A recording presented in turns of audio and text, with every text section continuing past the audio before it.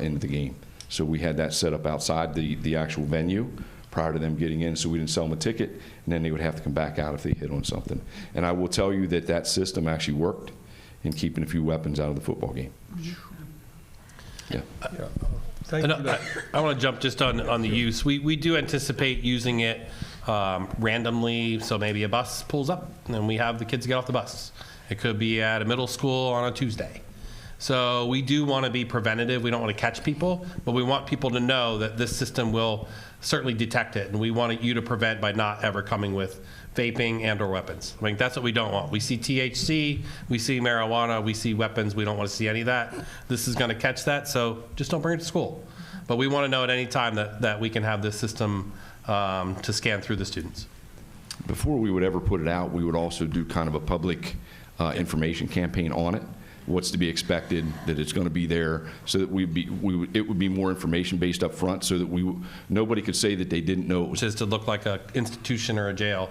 But then, you know, the more large events you go to, the courthouse you go to, it's common practice now, and they're less obtrusive now. So I've changed my opinion over metal detectors over time, and I think this is going to be good for Chambersburg. It won't be as intrusive as I think everybody thinks it would be, and it certainly doesn't have that look. Remember, we used to protect the books. You know, when you walk out of the library, they would beep if you tried to steal a book. I think we can do a few metal detectors to prevent some issues in school. So, but I've changed my tune on this over my career.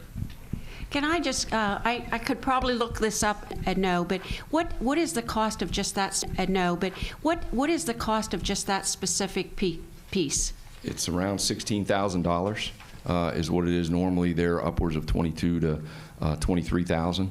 So if this is successful, that's a reasonable amount of money to spend on something that, you know, would really help with safety. Yeah, and unfortunately, I can't put a price on safety, but yes, it is very reasonable. Yeah, well, that's what I'm saying. So if we start out with one and it goes well, it makes it, you know, something that we can look forward to. And just to be upfront, the initial purchase would be for 3. Oh, the initial purchase is 3. Yeah, the initial grant purchase, and the reason being is if we decide to use that at some point in time for entry into, you know, the high school, we come in at 3 different locations at our high school, so we wouldn't want to not do all of them at one time. Perfect. Yeah, and then for our events, like at the high school football games, which is our largest events, 3 was the optimal number for that, so we put some stock in doing a little bit of training and education with their company whenever they come in October. Field trips, Minithon, a lot of events that it will be very helpful for, that are manual searches now that'll certainly add to the safety. Thank you for looking into all of this. Yeah, thank you. One more quick question. I'm curious to know, can you tell me what type of weapons were found with this? So a person had a concealed weapon with a permit. He let us know up front that he had it. And then we dealt with that. You know, I think 2 more came up with pocket knives. Just forgot they had it on their person. So, you know, and with Mr. Bigger and I, the whole point of this isn't really to, hey, I got you. The whole point of it is to keep everything safe, you know, and not to institutionalize the schools. And, you know, I do believe as we go through this, the kids are really gonna learn and appreciate, along with the parents and the community, you know, that we don't want this in our schools. We want our schools to be as safe as we can.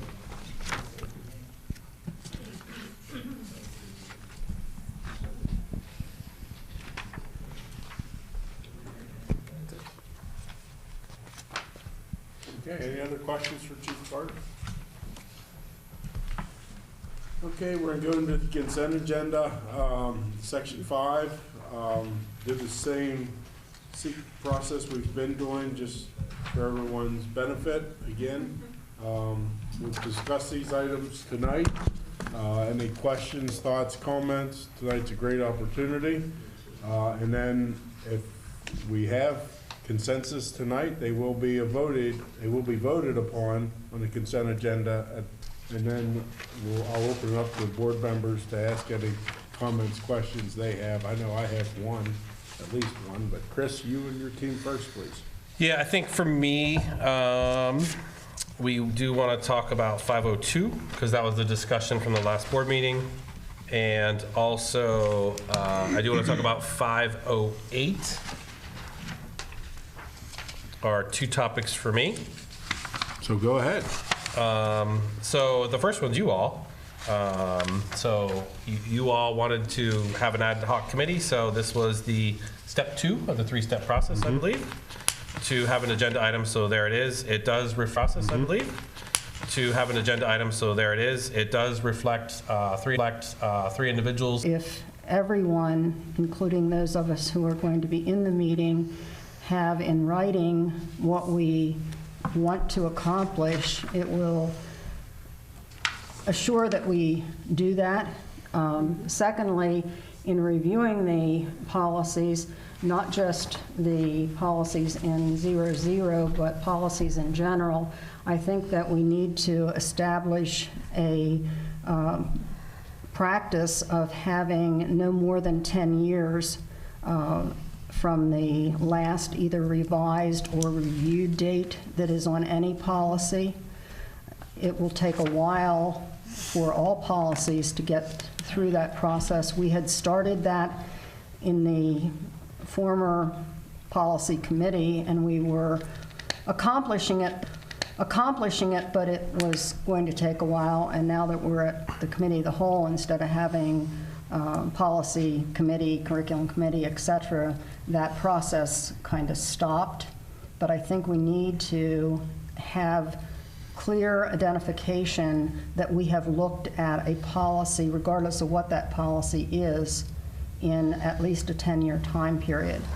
I have had experience on policy committees, both here with the district in my first 2 years, and also at the Chambersburg Hospital whenever I was in administration there. And I think it's a fairly common practice to have that type of review or revise expectation. So I'd like to suggest that we ask for that process to not just be with the ones that we're reviewing, but the policy manual in general.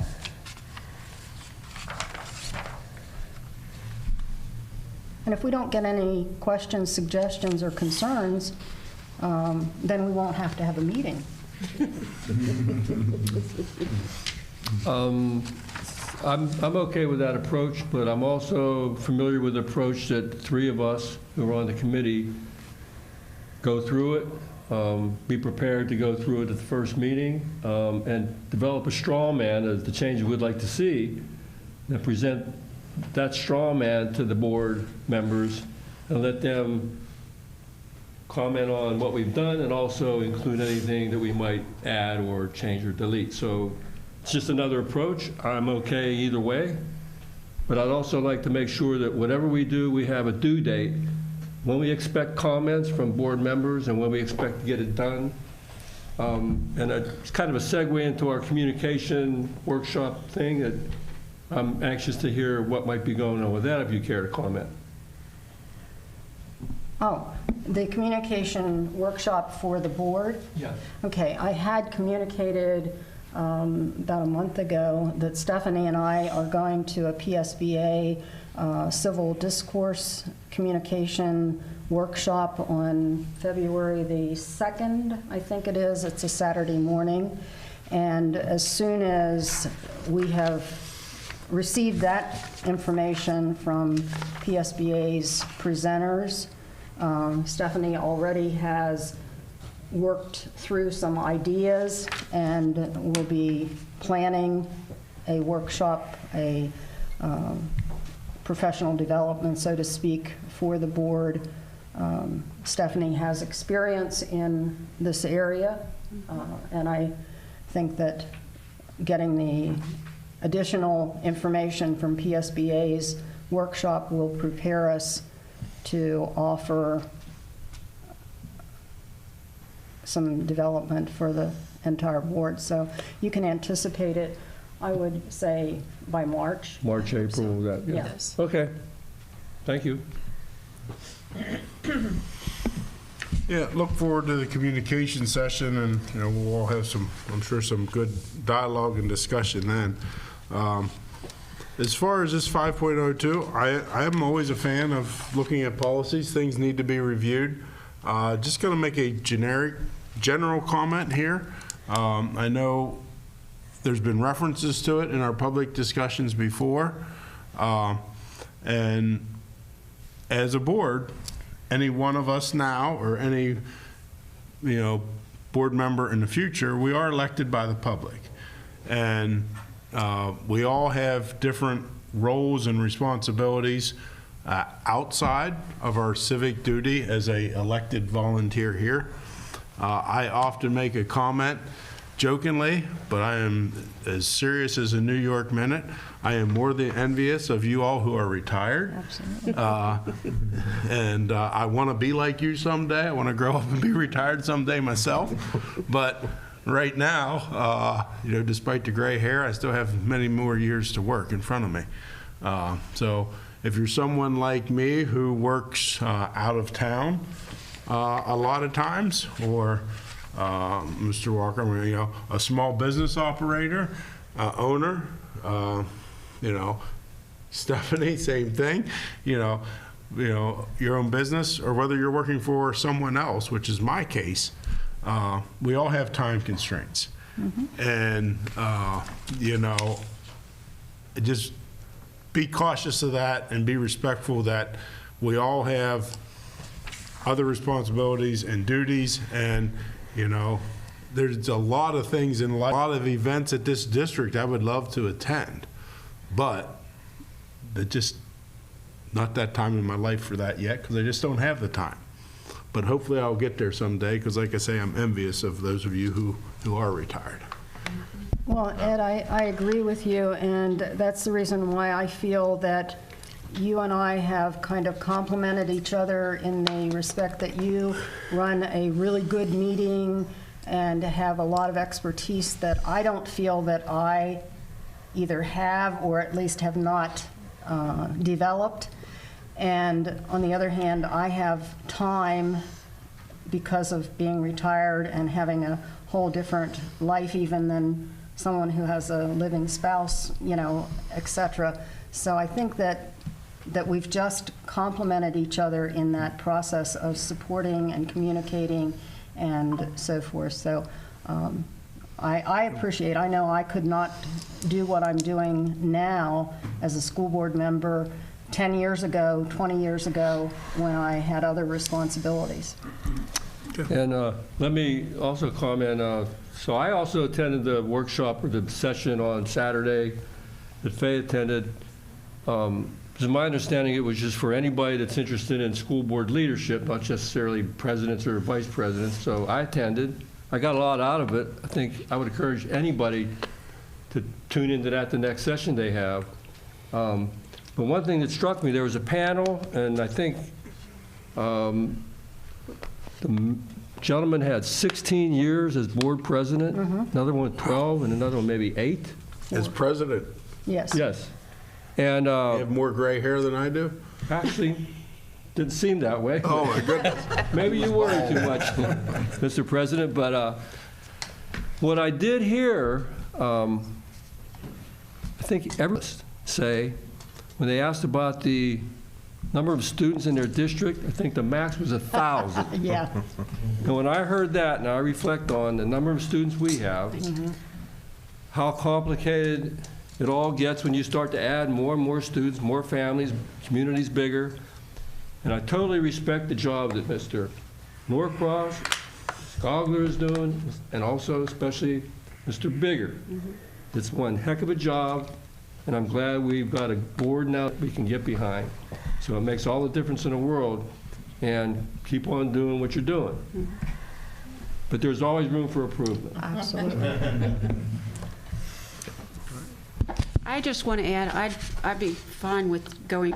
I just want to add, I'd be fine with going through those policies and giving you some feedback if that's helpful before the meeting, because I may or may not even, have any input to give you. But I'll be glad to do that to help you out. Just let us know when you need it. Start working. All right, 508. Yeah. That was one of mine, but you get to go first, Chris. I get to say, I'm going to request that the board table it till February. I was reminded by my executive assistant, we do have SurveyMonkey, which we didn't have before. We had Google Forms to do the last survey.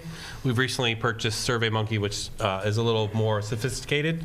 So I want her and I to have a chance to maybe put ours together and use SurveyMonkey versus the Hanover Research. I am struggling. I looked at Tripod Project. I looked at Ed Elements. I looked at Hanover Research to find the survey that focused on the positive and safe learning environment, which was one of the board goals. So I'm having a hard time finding the right partner. So I think we might try it ourselves to see if we can get to that level. So give me another month. If I can't pull it together, I'll bring something like this back, and then we'll go from there. So just to request the table till February. That is news to my ears, because my question on this item, and I mentioned it to Chris just briefly here before the meeting tonight, and Lance, you may have been on the board then. This was an outfit, and I forget what it was some survey, they came here, everyone thought we had this free ESSERS, ESERS money, whatever you want to call it. We're going to use it, we're going to pay them so much money to do this survey. And we almost did it. We had a lengthy discussion at the one meeting, and then it was a split board. And then by the second meeting, we had an even lengthier discussion. And at that time, we realized, this was a lot of money for nothing. And it was the same organization. I forget exactly what the details were, but maybe if you can look into that, or Tammy, if you remember it or not. I remember it was the COVID days, and it had something to do with, we were going to pay them a lot of money, and basically it was like a Google search of data. Yeah, this one's more, the premise is about 19.5 to do a research-based survey, every building, every grade, specifically the students, so that we can see what they're saying about the classroom, about the safety in the school, the environment. So I do want to find a way to do some comparative metrics. Surveys for the sake of surveys, just for perception, don't work. But you have to compare some of your results to other schools to know how well you're doing. If you don't compare it to something, it's self-reflective. So just like I said, give me another month. I might be able to pull it off. Especially with Bev, she's a whiz behind some of this.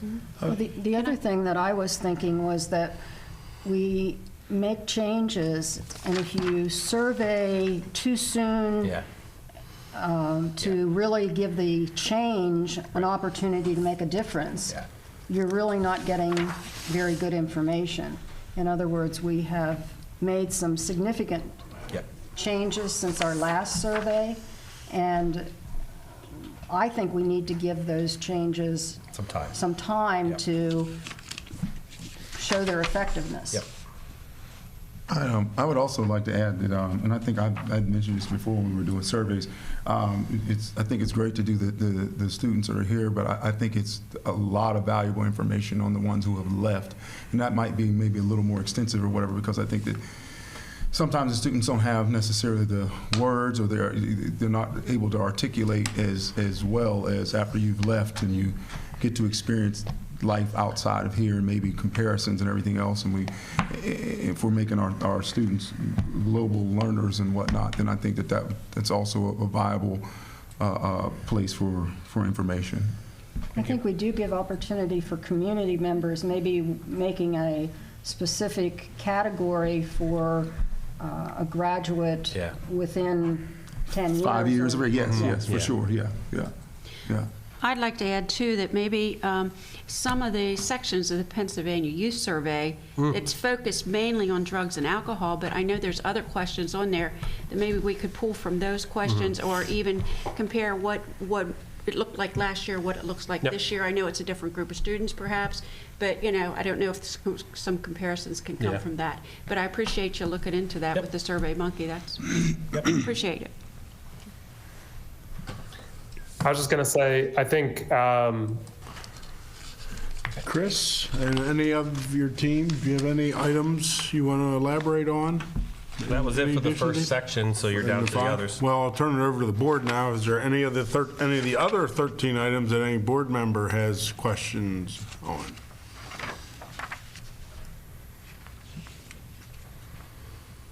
Okay.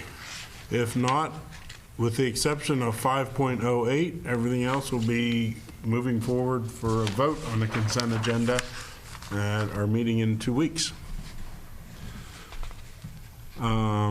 Finance and Facilities, resolution on tax collector compensation. Mrs. Stauffer.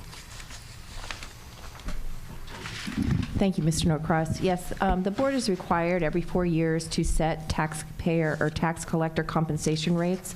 You will see in the attached resolution, we're proposing, currently it would be a 2% increase over the rates that we're currently paying. And we would recommend that the board accept this and move it forward to adopt at the next January meeting. Okay, questions for Mrs. Stauffer? All right, we'll vote on that 2 weeks as well.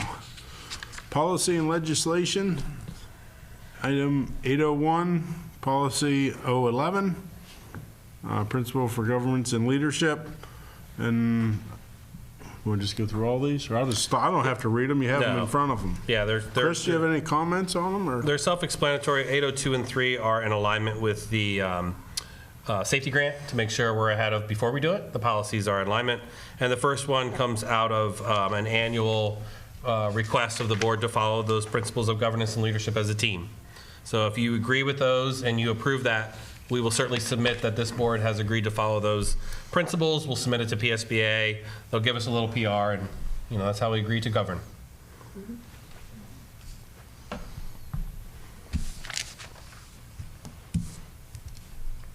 Okay.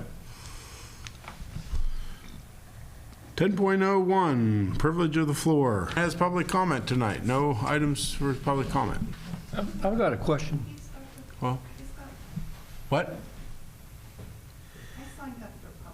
Well, come on up, Mrs. Jordan. Mike's all yours. A different mic, M-I-C. I caught on to that right away. It's a presentation device. I'm still learning electronics, even my cell phone. It's nice to see you on the mend, Lance. I'm glad you're feeling better. Thank you. There is one paragraph in here that I'll just briefly state. I'm not going to read the entire paragraph.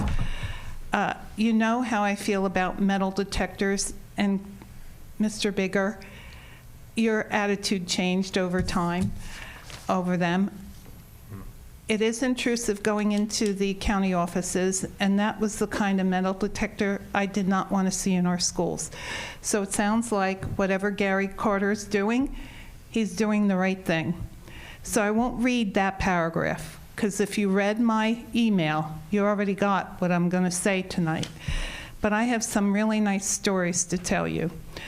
A board member openly stated some time ago that exit interviews should be given when an employee leaves. Well, I'm going to do just that tonight. It's a successful exit interview, too. If you read my email about this woman, she came into the Fayetteville food pantry. Success was also a caseworker in our county, caring enough to see this woman is now employed at $30 an hour.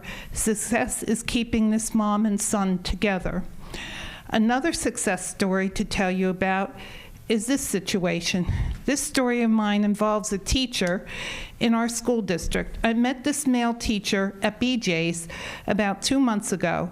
He's a life skills teacher in our high school, and he was fun to talk to. He was working with his autistic male high school students, showing them how to shop. Some of you might think that is an odd thing to do, but shopping, even when you are disabled, is part of everyday life. And then I'd like to compliment the board members who volunteer outside this boardroom. We also have board members who care enough to serve outside of this boardroom, showing compassion to others here in Franklin County. You know whom you are. I personally thank you tonight. Now, I have one more thing to say. I expect that if anything happens in this school district, that we get state and federal aid.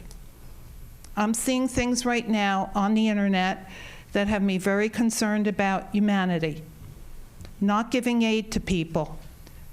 So if anything ever happened in this school district, I expect that people where you live in Littlestown, or wherever you live, Chris, will be, as a state taxpayer, they will be willing to build a school if something happened, if there was a Thank you, fire. Mrs. Jordan.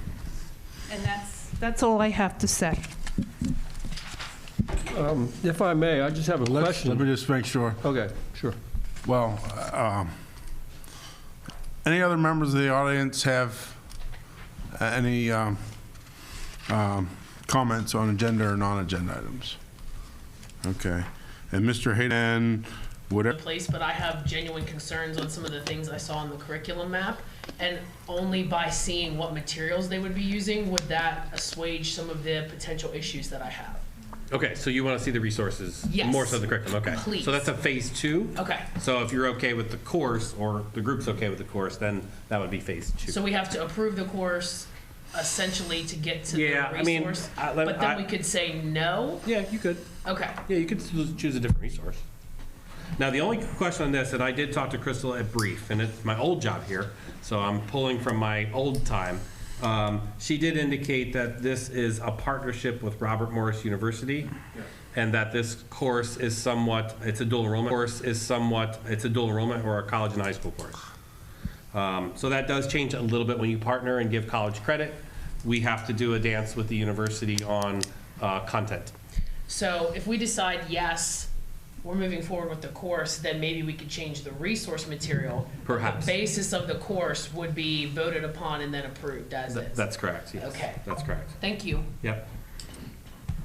Well, I'd like to share my, my concern is that we continue to add courses and emphasis on a group of students that we already have IB, dual enrollment, honors, AP, etc. If you were bringing a course for our struggling or average students, I would embrace it immediately.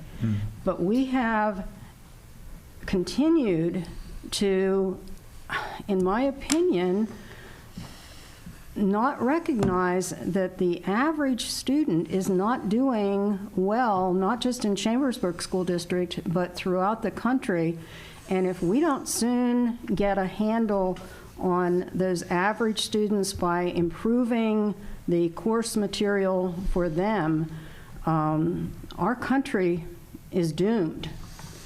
And I just do not see the need for an honors sociology course to be added for probably 10 students when we have large numbers of students that would need that same teacher to be focusing on basic education.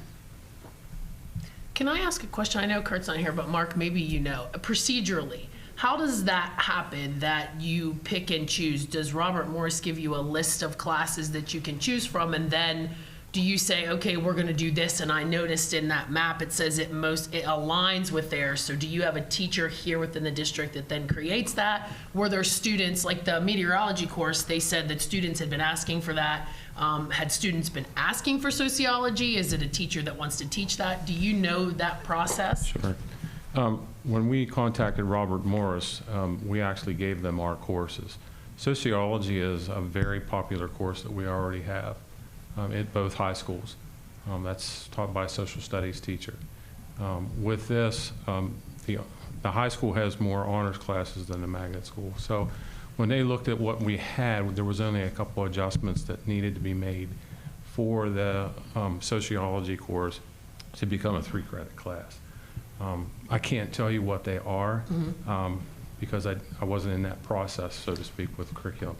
But the majority of the classes like this, we already had. I mean, all the AP classes that go along with Robert Morris and Wilson and Ship, we already have. The meteorology course, that's been being asked by many for quite a few years, and we just couldn't find anybody that could teach it. And we do have a teacher now that's certified in meteorology. But also, there's going to be some people that are retiring as well.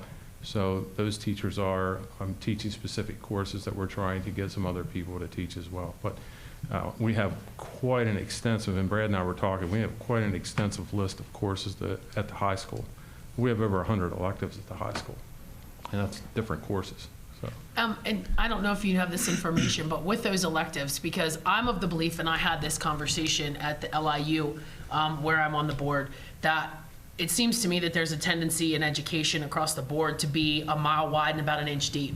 And by that, I mean you offer a lot of different stuff, but how quality is the stuff that you're offering?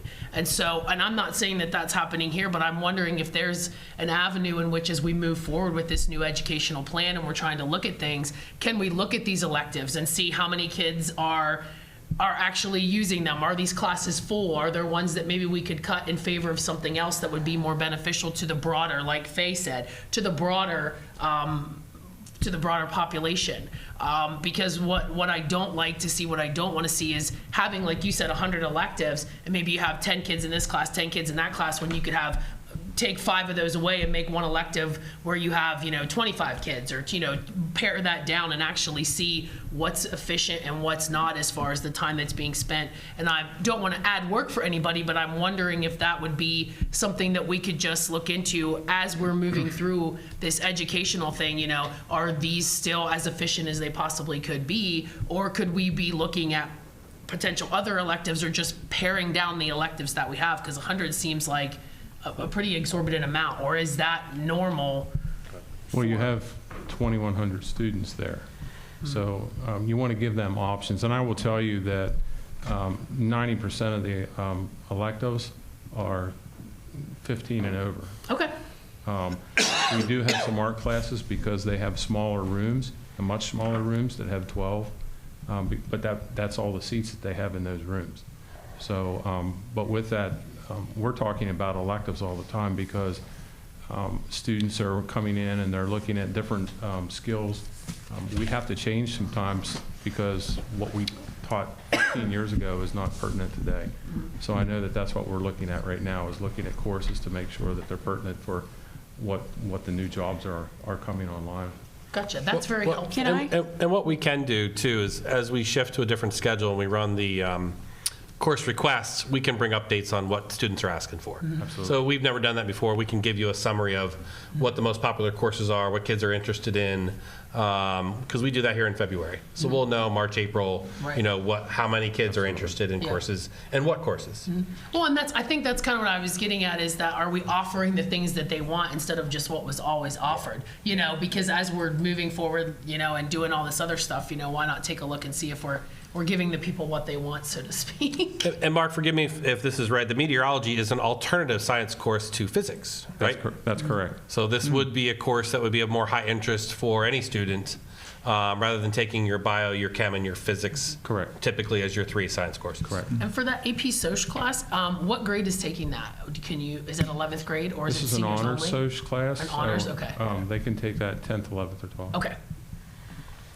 I think it's a real strength of our district that we have such a diverse offering with our courses. If you go to a much smaller district, they can't offer the types of courses that we offer. But because we're large, we can do this, and I think it's amazing for our students to have so many unique options. And if I could add on that, most of our teachers that teach the core classes are teaching an elective as well. So they may have, in the schedule now, they'll have 6 different classes out of 7. So 5 of those classes are usually the core classes, and then they'll teach an elective. So there's a lot of different people teaching electives. And what's the course cap before it's canceled? What's the number? You said 15 for electives. Is it the same? 15. Yeah, we try to keep it 15. Okay. Are we currently running any under the 15 for the electives? There's a few IB and AP. There's just 2 AP that the students withdrew, but there's a couple IB as well. But any of the other electives, like I said, the art ones, the room they can hold 12, so they have 12 in there. But many of the other ones are full, 30, 25 to 30. How many dual enrollment entities do we have? Are we working with? We have quite a few. Penn State, CHIP, Wilson, Robert Morris University, Carlow University, Penn Tech. We have quite a few others that are online as well. We have Brigham Young University. Yeah, we have quite a few. I think there's 7 or 8 that Crystal and I went through for that grant and got agreements with. Final question, Chris, maybe this is more for you. Is there any way that I could see the resource they're currently using for the sociology class that they're offering? The current AP, it's AP, right? It's not just, It's honors. it's Yeah. the current one? Yeah. Yeah, sure, Yeah, sure. We have- just for a point of reference. That would be wonderful.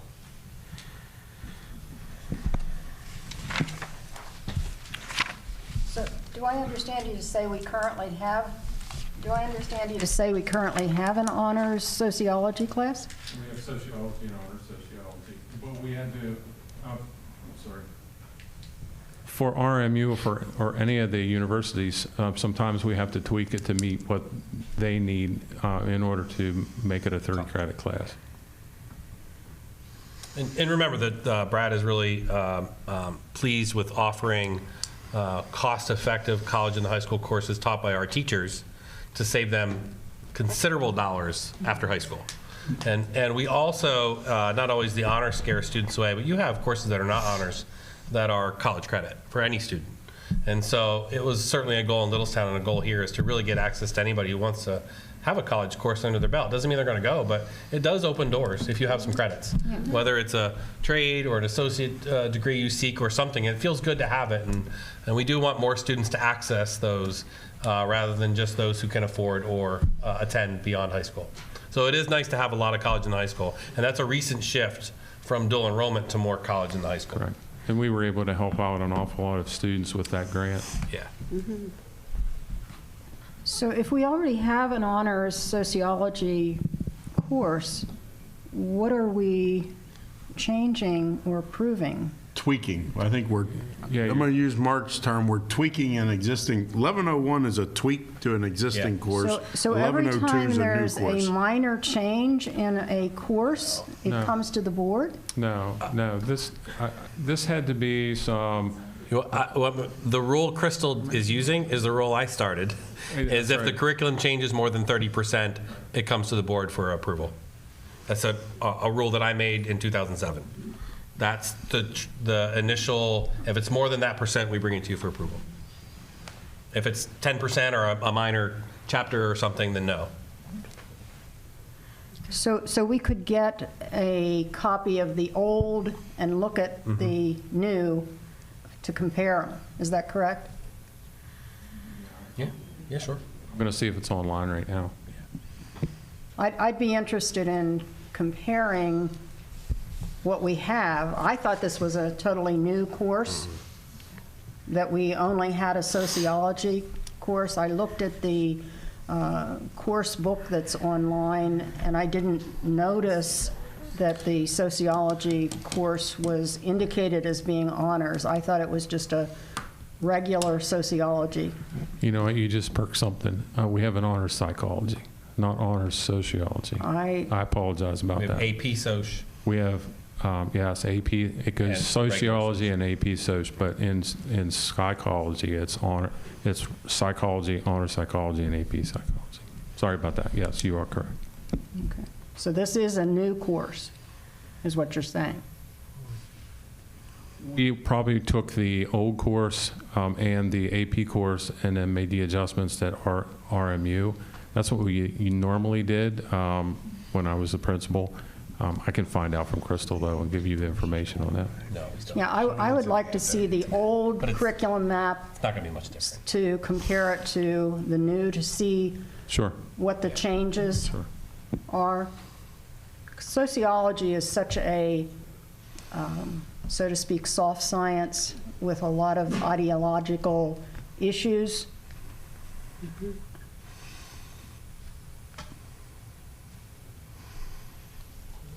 Okay.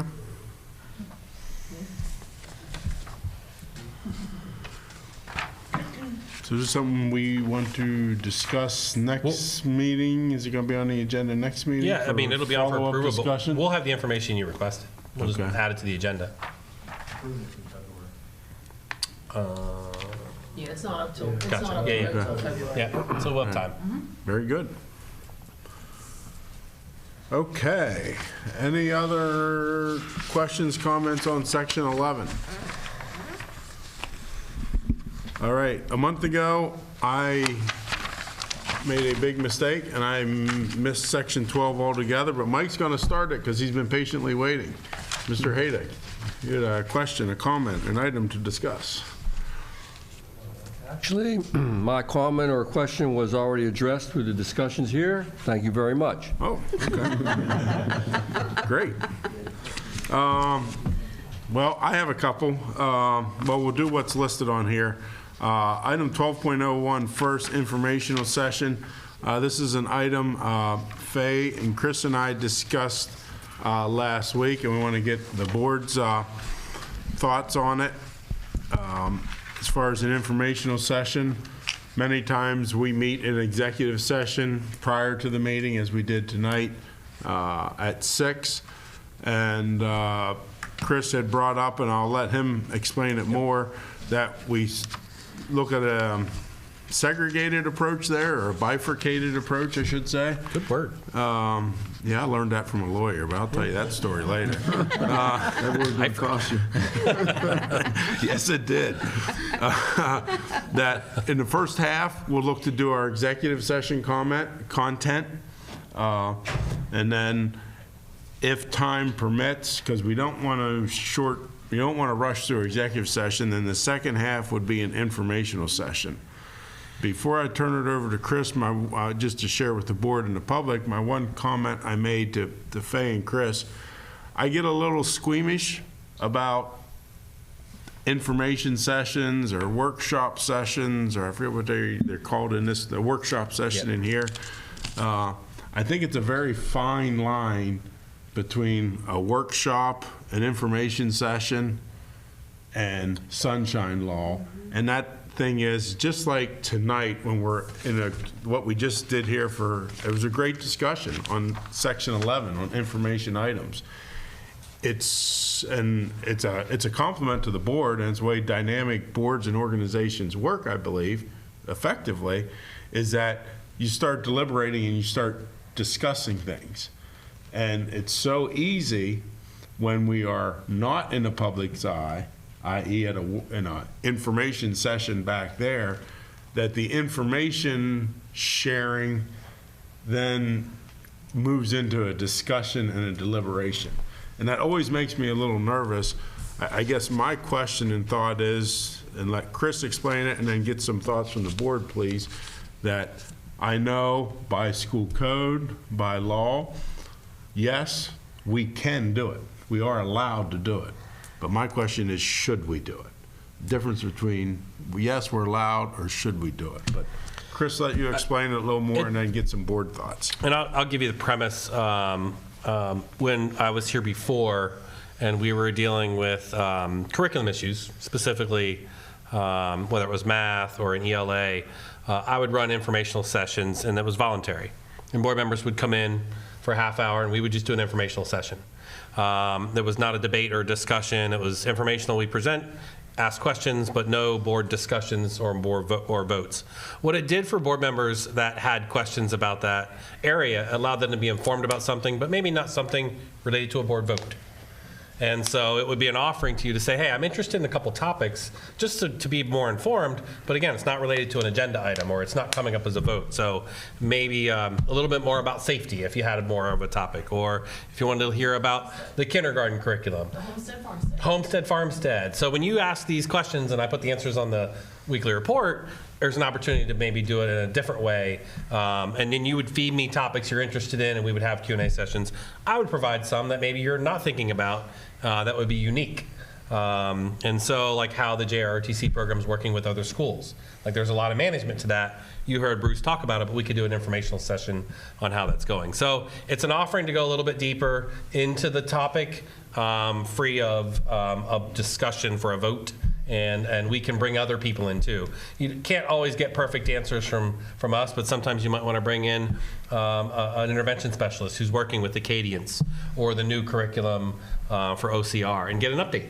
So it's basically professional development for us as a board rather than deliberation Right. on Right. a topic that is Correct. under the sunshine law. Correct. Yeah.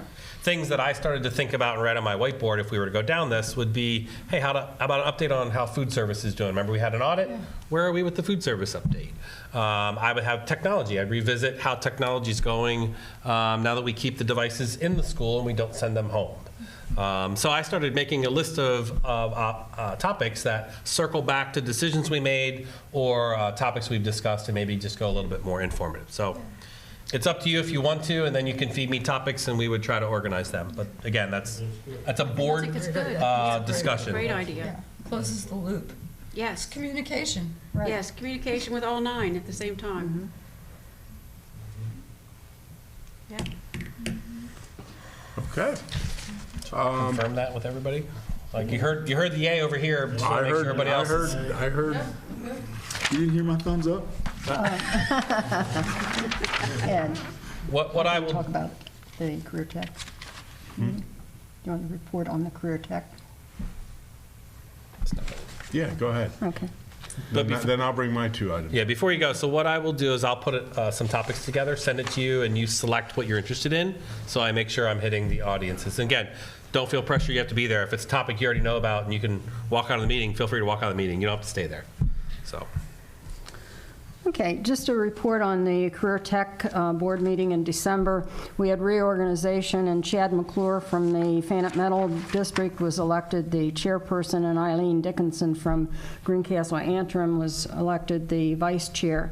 The big thing I wanted to share was that Jeff Dockenbach, who is the director of maintenance, learned at a workshop that he was at about a new method of roof replacement that involves it's called a Conklin roof replacement. It's a spray polyurethane foam system that has a 5-year labor and a 20-year non-prorated materials warranty, and it costs significantly less than the standard method, and that's going to result in significant savings. With the approval of 2 grants, a public school facility improvement grant of $900,000, which was awarded for the roof replacement, and a public school environmental repairs grant of $271,943 for HVAC upgrades. Chambersburg's total share for both projects is estimated at $237,356.55. The roof replacement grant has a 25% local match, and the HVAC upgrade has a 50% local match. And of course, we're responsible for 41.5% based on our participation rate, and bids are being solicited for this new type of roof. And basically, it's a fifth of the cost of the original roof that they were looking at. So even if it only lasts 20 years compared to the 50-plus years that the current roof has lasted, you could put 5 new roofs on for the same price. So it's really gonna be a significant savings. Thank you, Mrs. Gogler. Similar to item 12.01, 2 items I wanted to bring up, and I mentioned them earlier in my president's report. In previous meetings, I had mentioned some things that were sort of Ed Norcross items, but it's not Ed Norcross's agenda. So similar to like we just did with item 12.01, earlier, we're talking about the special ed, a presentation. Again, this is an Ed Norcross idea, and I'd like to hear everyone else's opinion. One of the reasons I continue to bring this up tonight, and if the board says we don't want to hear about it, I might not bring it up again. But in my 12 years on the board, and Mrs. Stauffer can attest to this, it has always been a very difficult line item on the budget. Difficult in the aspect of, if not every year, many of the years, we end up transferring into that because it just continues to grow exponentially. It's an exponential cost, and we just have trouble staying ahead of it. in the budgeting because it grows faster than we can increase the budget for it. I mentioned this before. I know Dr. Diller educated me here about 2 years ago on intervention specialists. And I think so hopefully what we're doing with intervention specialists here is going to be a great first start. As a board and as a district and as an administration staff, we're all very pleased and happy with what we did with food service and custodial, where we were able to fill those vacancies that have been just there forever almost, since at least COVID. And then earlier tonight, I forget, Chris in his report mentioned about how we've filled so many HR vacancies. Well, there's one area I think we still have a lot of vacancies, and that's the special ed area. And with all that, what the board thought, I would like to ask if the board's interested in a presentation, not as an information, as a public content session, basically where we are as a department, where we're going, and what can we do, one, as a district, and what can we do as a board, just to see, what can we do to focus on this and maybe make some inroads in this area as well. So that's a question to the board. I, for one, would like to see that presentation. I think it'd be very useful. Okay. I would especially be interested in knowing how our Franklin Learning Center has changed from its inception in the 70s to now, as the needs of special education students has changed significantly from that time until now. And another comment I can make with respect to Franklin Learning Center is there are several of us, Stephanie Gauss, Sherry Diller, and Mr. Walker, who are on the board. And the one thing that I brought up in the last meeting is we were told that there was going to be an increase in tuition rates. And I was looking over the historical rates, last 10 years, and virtually they've remained the same, or even 1 year went down. But this year, it's my understanding they were going to be increased by 25%. And I suggested that it seems to me that it makes more sense for our budgeting purposes to let's see that incremental increase per year rather than one lump sum like later on. We're not anticipating that kind of an increase. So I'm not sure where that will go, but I suggested that, and if I hear anything else, I'll report back. Okay. And another one, again, back to one of my previous comments, previous meetings on some thoughts. The resolution on the +1, +X, whatever. Is that something the board would like to look at? This is the resolution we did 2 years ago, Mrs. Salfer? Whereas there's a resolution designating a X percentage each year, and it's worded right now to go to capital reserve. Do we want to look at doing something else with that? Maybe debt servicing, i.e. Investment in schools of distinction by 2030. Yes. One town, one Trojan team. Is that something the board would like to look at? I think that would be great. Yes. Concur. Yes. Okay. Yes. Any other new business items? Hopefully I made up for last month when I blew past it. I just want to say I'm very pleased that we're looking at a hiring in February, because I really believe we'll get the best of the best candidates out there. And the fact that we can make some offers to some teachers coming in and employees, I think that's great. I also would hope that we could get some things out there. I don't see much in the way of advertising our district still on Facebook and so forth. So I'd like to see that bolstered a bit so that we have a presence out there. And maybe I'm looking at the wrong spots, but I see other districts coming through, but it's not coming through on Chambersburg. Well, since you mentioned that, I would really like to see some new pictures on our website from the district activities that are going on. The pictures that are showing on the website have been the same pictures for months. So let me highlight, we have a rollover to an updated website in February. So right now, everybody's working in 2 websites. So February, you'll see a new one released. Okay. Well, it's the same company, but a new platform, and everybody's working to do all that. So they're doing double duty right now, so. Okay. That's a good informational item There you go. that we didn't know about. 2025, baby. All right. There's no other items. Meeting's adjourned. Thank you.